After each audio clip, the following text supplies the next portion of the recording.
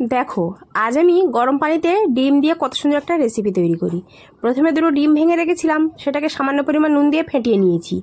একটা পাত্রে পানি গরম করে আস্তে আস্তে সেই ডিমগুলো ঢেলে নিয়েছি। 2 মিনিট হতে দেবো সিদ্ধর জন্য।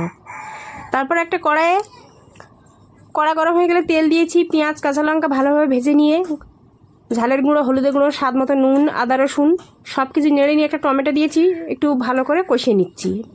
তারপর কিছুক্ষণ পর কিছু আলু দিয়ে আলুগুলো ভালোভাবে নেড়ে চেড়ে একটু কষানো পানি দিয়ে দিয়েছি। আর তোমরা চাইলে এই রেসিপিটি বড় ভিডিওতে দেওয়া আছে, চাইলে গিয়ে দেখে নিতে পারো। কষানো পানিটি শুকিয়ে গেছে, এবার ভালোভাবে কষিয়ে নেব। আশা করি এই ভিডিওটা তোমাদের ভালো লাগবে। আর যদি ভালো লাগে লাইক কমেন্ট করে দিও, আর বেশি বেশি করে শেয়ার করে দিও বন্ধুদের জানার জন্য। এই পর্যায়ে দিয়ে দিচ্ছি ঝোল।